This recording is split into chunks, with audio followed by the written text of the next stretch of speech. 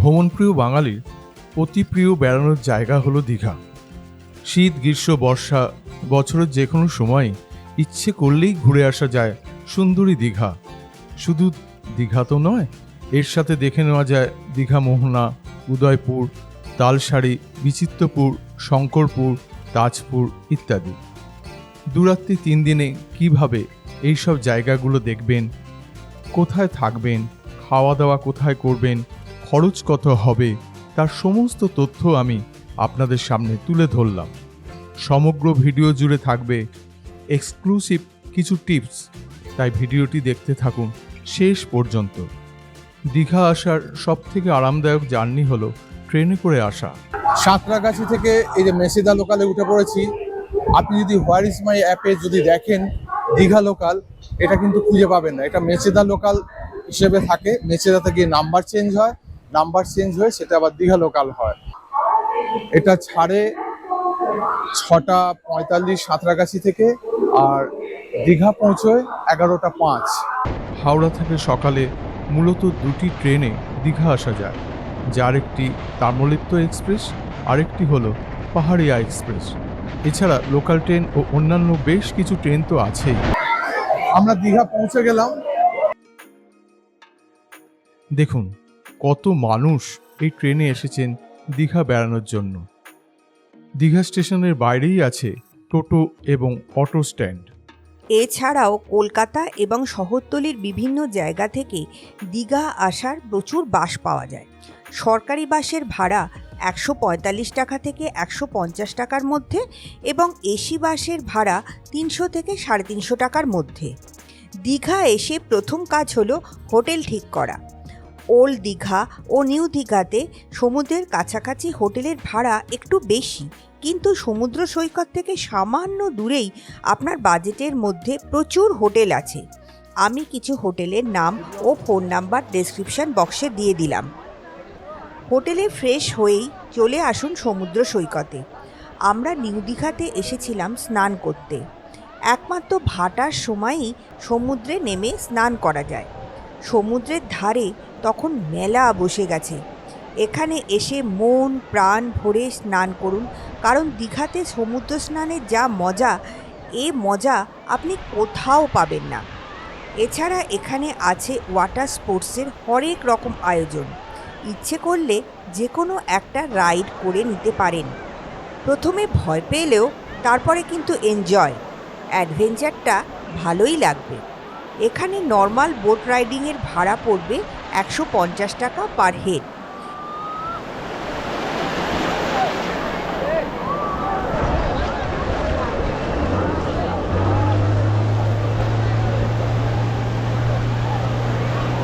দীঘা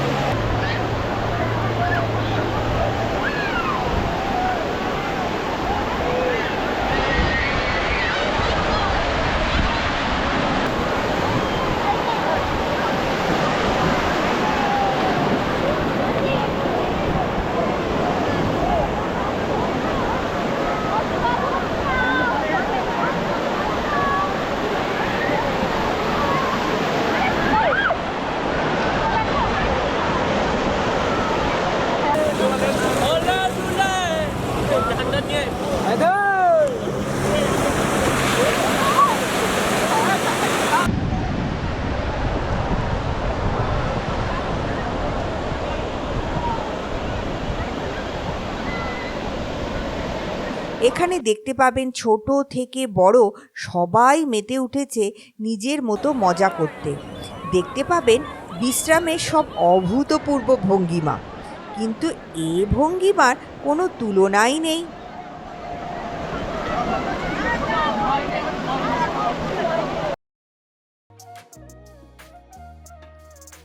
দীঘাতে খাওয়ার প্রচুর রেস্টুরেন্ট আছে, আপনি আপনার পছন্দ মতো জায়গায় খেয়ে নিতে পারেন। আমরা ওল্ড দীঘাতে সাগর রেস্টুরেন্টে খাওয়া দাওয়া করতাম, যার মান বেশ ভালোই এবং দামও রিজনেবল।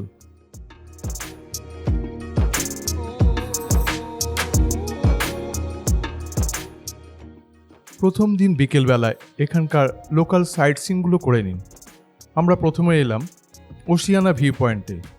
বেশ কিছুটা সিঁড়ি ভেঙে এখানে উঠতে হয়।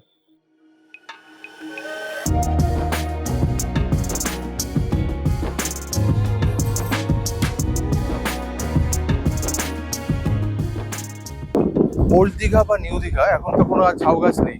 যারা পুরনো দীঘার স্বাদ পেতে চান ওশিয়ানা বিচে চলে আসুন। এখানে দীঘার নিচার ট্রেল যেটা আছে সেখানে ঝাউ গাছ, মানে একবারে ঝাউ গাছ, সেই আগেকার দীঘা, সেই দীঘার ফ্লেভারটা এখানে কিন্তু পাবে। ওশিয়ানা বিচের যে নেচার ট্রেল, যেটা পায়ে পায়ে প্রকৃতি, মানে ঝাউ গাছ, আর সামনে হচ্ছে এই যে সমুদ্র দেখতে পাচ্ছেন, সেই সমুদ্র। ওশিয়ানা বিচে একটা ওয়াচ টাওয়ারও আছে।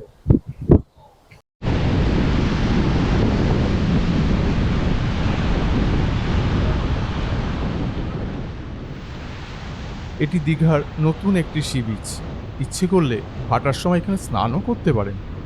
সি বিচটা বেশ সুন্দর, পরিষ্কার পরিচ্ছন্ন।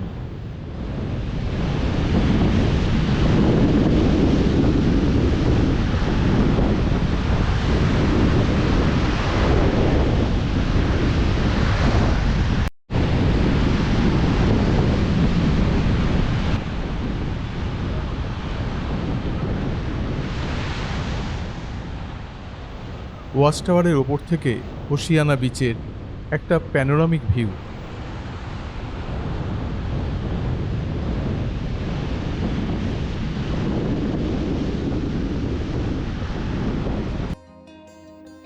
এরপর আমরা এলাম ঢেউসাগর অ্যামিউজমেন্ট পার্কে। পার্কের প্রবেশ মূল্য 10 টাকা পার হেড। এখানে গাড়ি পার্কিংয়েরও ব্যবস্থা আছে। পার্কটি খুব সুন্দরভাবে সাজানো গোছানো।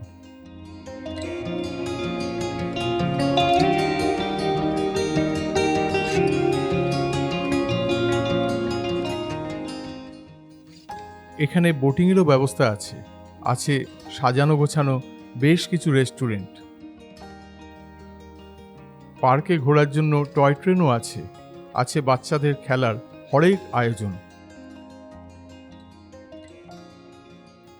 পার্কের ওপর দিকে একটা সুন্দর ময়ূরপঙ্খী নৌকার মডেল আছে। পার্কের ওপরের এই জায়গা থেকে সমুদ্রকে বেশ ভালোভাবেই দেখা যায়।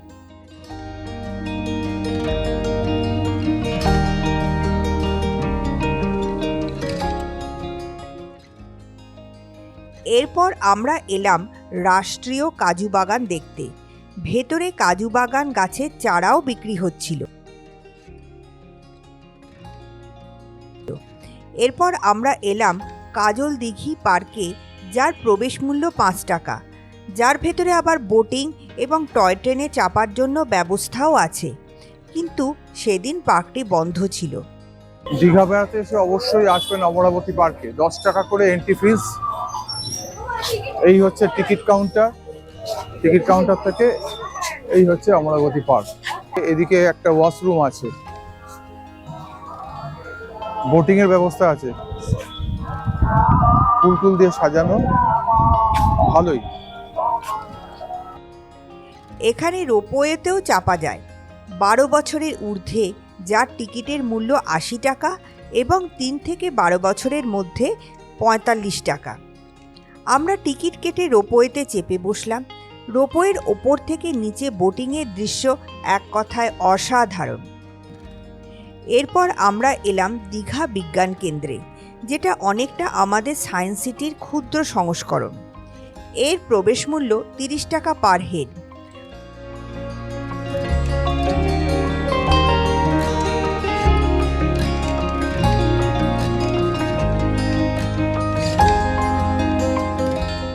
পথে যেতে যেতে দেখতে পাবেন বাংলার আন্তর্জাতিক কনভেনশন সেন্টার দীঘাশ্রী।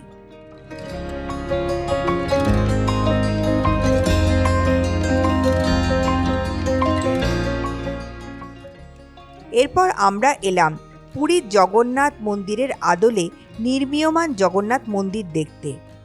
এখন এই মন্দির চত্বরের ভেতরে ঢুকতে দেয়া হয় না, তবে এই মন্দির তৈরি সম্পূর্ণ হয়ে গেলে এটা দীঘা পর্যটনের আকর্ষণের অন্যতম কেন্দ্রবিন্দু হয়ে উঠবে। এরপর আমরা এলাম মেরিন অ্যাকুয়ারিয়াম দেখতে। এখানে ভেতরে ছবি তোলা নিষেধ, তাই ভেতরের ছবি দেখাতে পারলাম না।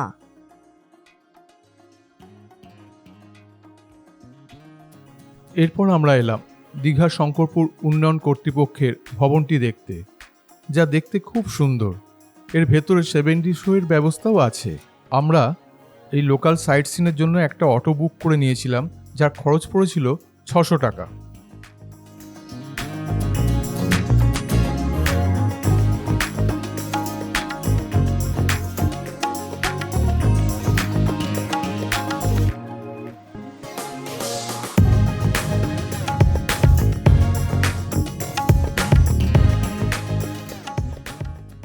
প্রথম দিন সন্ধ্যাবেলাটা কাটিয়ে দিন ওল্ড দীঘা সি বিচে। তখন সমুদ্র সৈকত একেবারে রঙিন, চারিদিকে আলোয় ঝলমল করছে, লোকে লোকারণ্য। চলছে ছবি ও সেলফি তোলার হুড়োহুড়ি। বিশ্ববাংলা পার্ক তখন মায়াবী আলোয় মোহময়ী। আছে মুখরোচক নানা সামুদ্রিক মাছ ভাজার আয়োজন।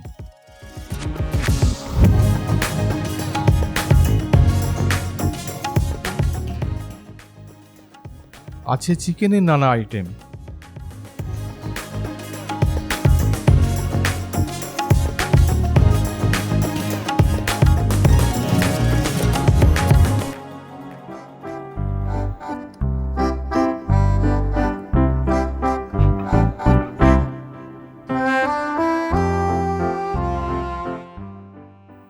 ভেলপুরি ফুচকা তো আছেই, আর অবশ্যই ঘুরে নেবেন ওল্ড দীঘার বিচ মার্কেট থেকে। এখন নিউ দীঘাতেও এরকম মার্কেট হয়েছে। খাওয়া দাওয়া ও মার্কেটিং করে আপনি ঘরে ফিরে আসুন।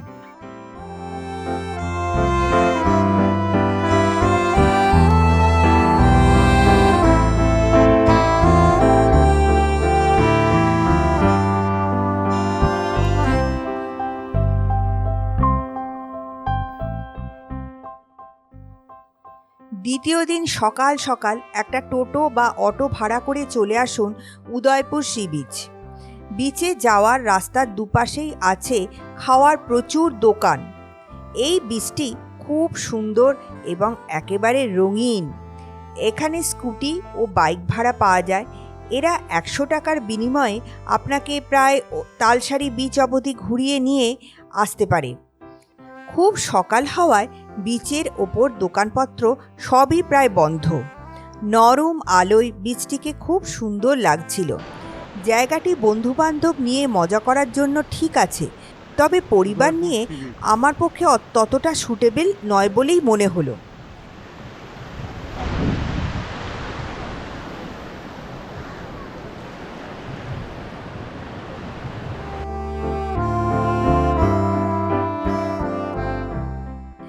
এখানেও আপনি সামুদ্রিক মাছ ও কাঁকড়া ভেজে খাওয়ার নানা আইটেম পাবেন। এখান থেকে আমরা এলাম রাধাকৃষ্ণ মন্দির দেখতে। মন্দিরের ভেতর ছবি তোলা নিষেধ বলে মন্দিরের ভেতরের দৃশ্য দেখাতে পারলাম না। আমরা এসেছি এখন তালসারিতে বাইকে চেপে আমরা যাবো ওদিকে দেখতে। মানে তালসারি বিচ হচ্ছে লাল কাঁকড়া বিচ, মানে লাল কাঁকড়া আর ওখানে মোহনাও আছে, সব কিছুই দেখাবো একসাথে। এটা কিন্তু উড়িষ্যার মধ্যে পড়ে। এই হচ্ছে তালসারি। এইখানে সকালবেলা মাছের অপশান হয়। ভাটার সময় হেঁটে বা বাইকে যাওয়া যায়। জোয়ারের সময় বিচে যেতে গেলে পার হেড 50 টাকার বিনিময়ে নৌকো চেপে যেতে হয়। তালসারি বিচে এসে এই আমরা বাইকে করে যাচ্ছি। আমরা লাল কাঁকড়া দেখবো আর মোহনার কাছে যাব। 100 টাকা করে বাইক ভাড়া। এই আমরা যাচ্ছি। বাইকে যেতে বেশ ভালোই লাগে। এক পাশে সমুদ্র, অন্য পাশে বিস্তীর্ণ ঝাউবন।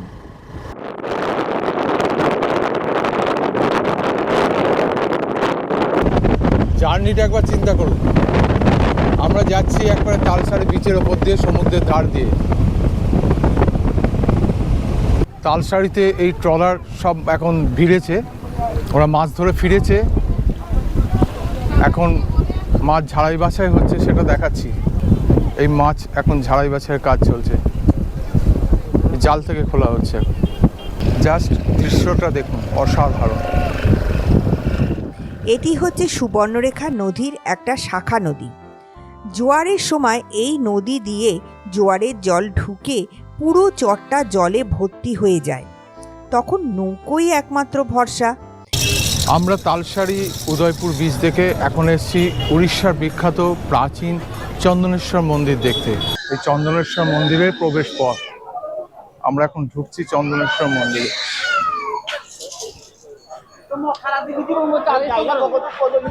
চন্দনেশ্বর মন্দির,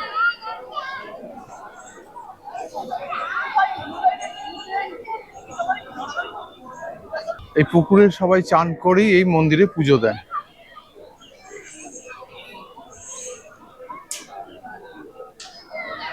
ওইদিকে ওটা হচ্ছে মনস্কামনা বৃক্ষ। এটি একটি শিব মন্দির।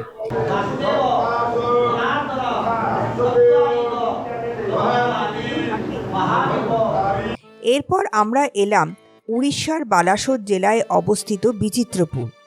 এখানে বেশ কিছু খাবার দোকান আছে। এটি হচ্ছে বিচিত্রপুরের বোটিং সেন্টার। এখানে বোটিং চার্জ পার হেড 200 টাকা। এখানে 6 সিটার, 8 সিটার এবং 12 সিটারের বোট আছে। দেখতে পাবেন মৎস্যজীবীরা মাছ ধরে ফিরছে। বোটিং কাউন্টার থেকে বোটিং পয়েন্ট অবধি এই রাস্তাটা আপনি পায়ে হেঁটে অথবা মাথা পিছু 10 টাকার বিনিময়ে টোটোতেও আসতে পারেন। দুপাশে ম্যানগ্রোভের অরণ্যের মধ্যে দিয়ে 13 মিনিটের এই বোটিংয়ের মজাটাই আলাদা।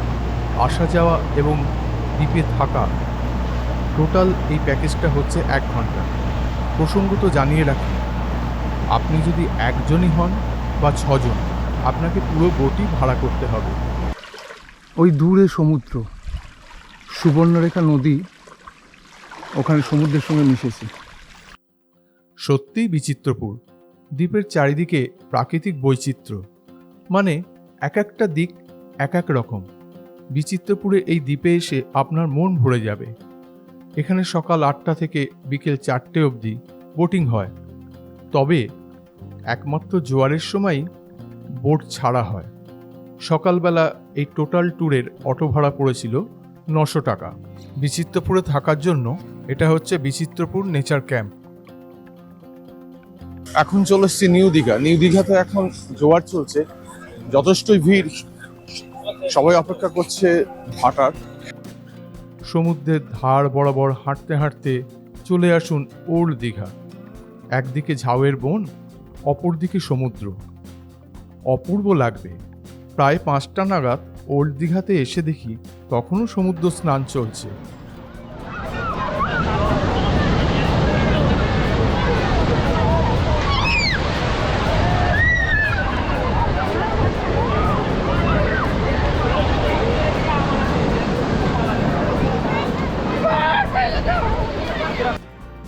বিকেলবেলায় পড়ন্ত আলোয় ওল্ড দীঘাকে বেশ ভালোই লাগছিল।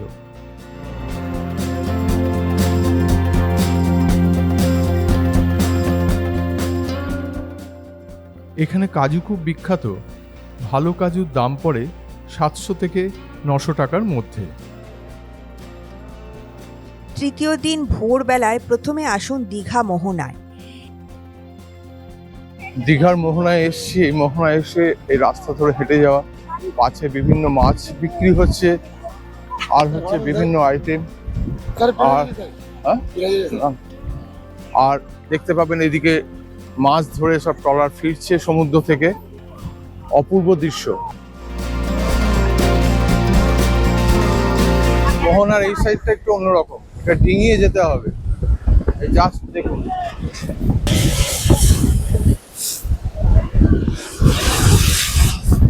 সামনেটা একটু দেখাই।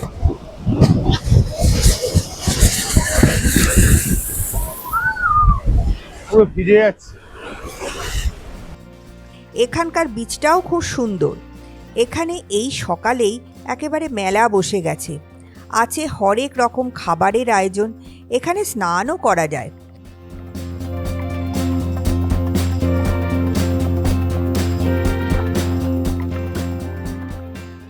মোহনাতে এসে অবশ্যই ঘুরে যাবেন এখানকার মাছের পাইকারি বাজারে। এখানকার খুচরো মাছের বাজার থেকে আপনি মাছ কিনতেও পারেন। এখানে এরা মাছ প্যাকিং করে দেয় তাতে নাকি 2 দিন অবধি মাছ টাটকা থাকে। আছে নানা ধরনের শুঁটকি মাছ।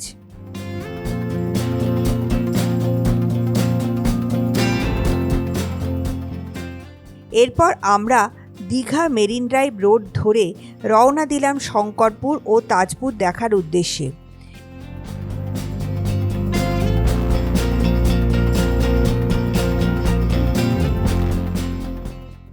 এটি হচ্ছে প্রায় 300 থেকে 400 বছরের পুরনো বিখ্যাত নয়াকালী মন্দির।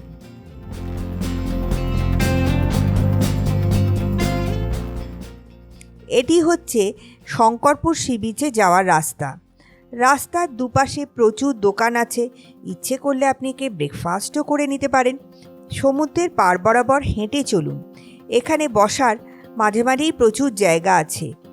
আছে একটা ওয়াচ টাওয়ার, সুন্দর একটা পার্ক, বেশ ভালোই লাগবে। শঙ্করপুর তাজপুরের ওপর আমার ডিটেলস ভিডিও আছে, যার লিঙ্ক আমি ডেসক্রিপশন বক্সে দিয়ে দিলাম।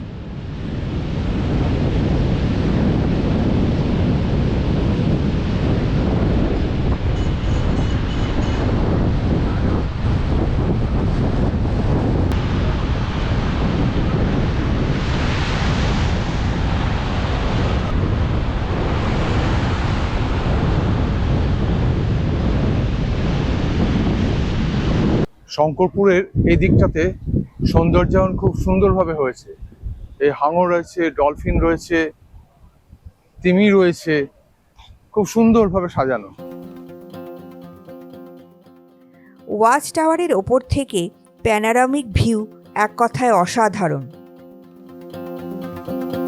এইটা হচ্ছে সেই পুরনো শঙ্করপুর, যে দিকটাতে বালি টালি সব আছে, এইটা হচ্ছে সেই দিকটা। এখন এই বোল্ডার ফেলে দিয়েছে, এদিকে না যাওয়াই ভালো। এবার সমুদ্রের ধার বরাবর একেবারে নতুন মেরিন ড্রাইভ রোড ধরে এগিয়ে চলুন মাত্র 6 কিলোমিটার দূরে অবস্থিত তাজপুর। মন ভরে যাবে। পৌঁছে গেলাম তাজপুর। এদিকটা গাড়ি পার্কিংয়ের ব্যবস্থা আছে। রাস্তার দুপাশে আছে প্রচুর খাবার দোকান।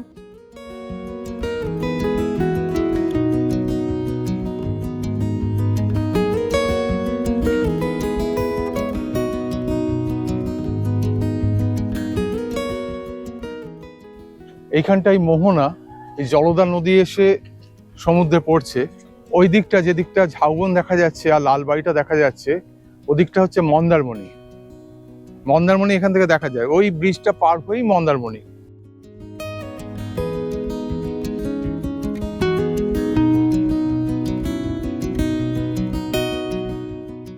সমুদ্রের পাড়টিও খুব সুন্দরভাবে সাজানো।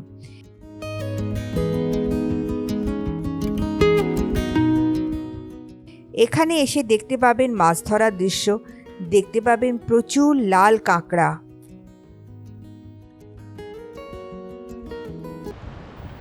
এখানে আপনি স্নানও করতে পারেন, ইচ্ছে করলে এখান থেকে ঘুরে নিতে পারেন মন্দারমণি। আজকের সকালে এই কয়েকটি জায়গা ঘোরার জন্য অটো ভাড়া পড়েছিল 800 টাকা।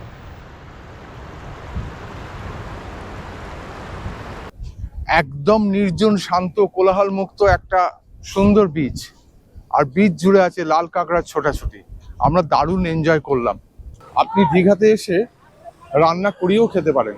এই যে আমার পেছনে যে নেহেরু মার্কেট রয়েছে ওল্ড দীঘাতে, এরকম নিউ দীঘাতেও জায়গা আছে যেখানে আপনি বাজার দোকান করে দিলে ওরা রান্না করে দেয়। এই হচ্ছে নেহেরু মার্কেটের ভেতরে সবজি বাজার, এখান থেকে আপনি বাজার করে নিতে পারেন।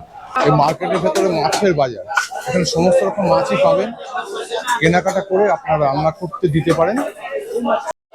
মুদিখানার দোকানও এখানে আছে, এখান থেকে মুদিখানার দোকানে মালপত্র কিনতে পারেন। এখানে রান্না করার প্রচুর দোকান আছে। চলুন রান্না করতে কিরকম খরচা পড়ে একটু জেনে নিই। দাদা, আপনাকে জিজ্ঞেস করছি, এখানে রান্না করতে গেলে ধরুন 1 কেজি চাল কি ডাল এসব? 1 কেজি চাল করলে হচ্ছে 50 টাকা কিলো, আর 1 কেজি মাছ করলে হচ্ছে 100 টাকা কিলো। তেল মশলা আমার, পেঁয়াজ আদা রসুন এসব আমি দেবো, আপনি শুধু মাংসটা বা আলু কিনে দেবেন। আর তোমার মাছও সেই একই রেট, 100 টাকা করে। খাসি মাংস করলে 150 টাকা। তৃতীয় দিন সকালবেলা ঘুরে এসে হোটেলে চেক আউট করে নিন। ভিডিওটি কেমন লাগলো অবশ্যই কমেন্ট করে জানাবেন। আবার দেখা হবে সামনের শুক্রবার।